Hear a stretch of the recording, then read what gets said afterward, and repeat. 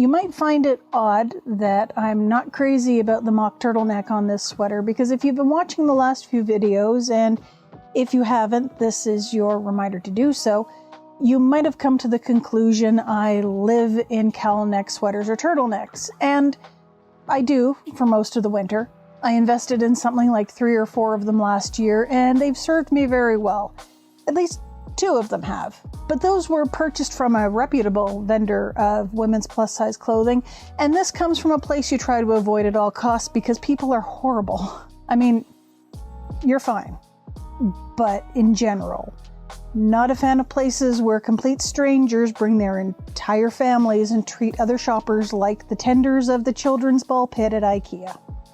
I guess what I'm trying to say is that in addition to this sweater being incredibly cheap, it's also not made very well, at least not for my dimensions. There's a technique in stranded knitting known as steeking. At its most basic, it's cutting your knitted fabric. Stranded sweaters are often knit in the round to keep color patterns stable, then cut afterwards to add in the sleeves or cardigan front or buttonholes, etc. Because I'm not cutting down the entire length of this sweater, I'm going to mark with a pin where I want the steek to end. I'll locate the center front and mark a line from the pin to the top of the neck.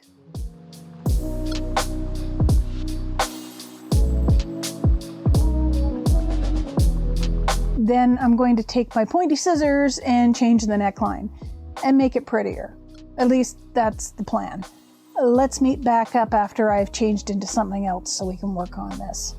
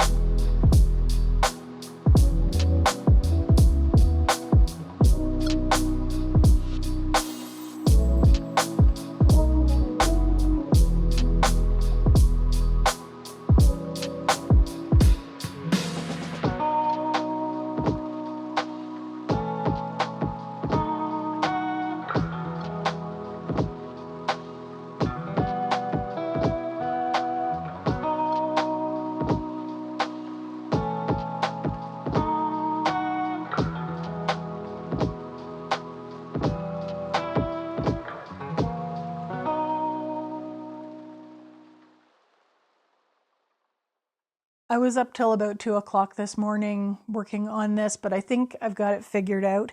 And part of the problem is that when all you've got's a hammer, everything looks like a nail. And for me, that's crochet. I have been working on so many granny squares lately, so crochet obviously is the thing I'm going to turn to. So I went to the antique pattern library, found a really nice edging with a little corner motif for the V of the neck, folded over the edge of the neckline and just started to crochet, and there's a couple of problems in that. The first is this isn't a V-necked sweater, it's a turtleneck sweater. I didn't cut a wedge out of the sweater, I just cut one line. So the edges of the turtleneck flop over as a mock collar, but if you were to put them back together again, it's a turtleneck. So that was mistake number 1.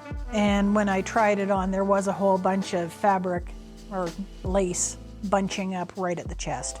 The second is because we steeked it, because we did cut live stitches, you do have a whole lot of little bits of yarn waving in the breeze. So you want to stabilize that neckline, otherwise if something happens, it compromises the integrity of it. You don't want to accidentally pull something and lose all of the stitches. So what I wound up doing was going and getting a 2mm knitting needle, a circular knitting needle, and I picked up all of the stitches along the neckline, and I'm running a few rows of stockinette, reducing at the point of the neck to try and keep it from getting bulky down there. And after a bit, what I'm going to do is run a line of purling and then go back to stockinette for a bit. So what that will do is it will allow me to fold over the fabric and tack it down, which should protect these little ends from harm. And the nice thing is that if I still want to put any kind of edging on it, I should be able to crochet into that purl edge, maybe from about here on up, to give it just that little extra bit of bling, because with what I've done already, I think it's already improved the worth of this sweater immensely. I mean, it was an incredibly cheap sweater, and opening it up has sort of underlined that to me, in that all of these pieces were knit flat and then pieced together like they were a regular shirt. The collar has a nice little seam there. There's a wonderful little seam where the collar meets the body. There's a seam on each arm, multiple seams on each arm, mainly because it's got a drop shoulder. This is going to look a whole lot nicer once I'm done. One of the things I'm thinking of doing, because of course now that the collar is open, you can see that seam where the body and the collar meet. I'm thinking of putting in some soft ribbon just to close that down and make it look a little bit more intentional, and take off the tag because, well, itchy factor. Hopefully that will make it look a whole lot nicer.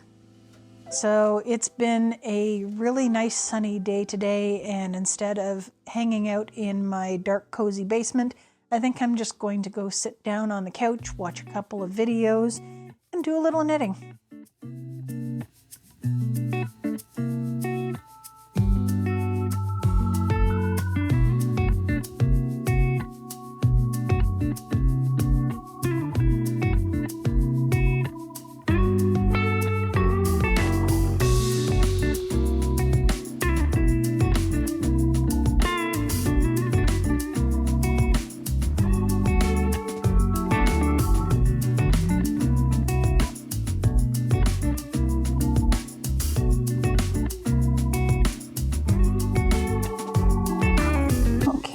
So this is what I managed to get done yesterday. Woke up with a bit of a headache today, so I'll be heading back downstairs where it's a little bit dimmer to do this, but there's my rows of stockinette with a purl row in between, and what that allows us to do is just fold over that edge, make it look quite nice. Then what I did is transfer my stitches to another small gauge needle and use the smaller one to pick up stitches behind our live edge. And what I'm doing here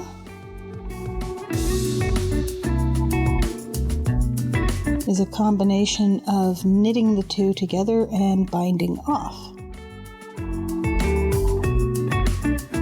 So I'm going to take this back downstairs and I'll continue on with this.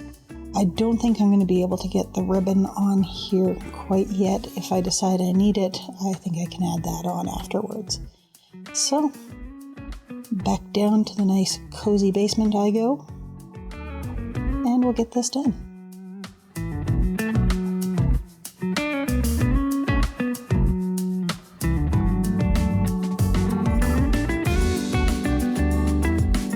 I worked on the bind off all day to get the neckline flat without any puckering. The compromise that worked for me was ripping back a row or two, adjusting the stitches I was binding into on the inside of the sweater, and using a combination of Kitchener stitch along the neck and the knitted bind off on the body.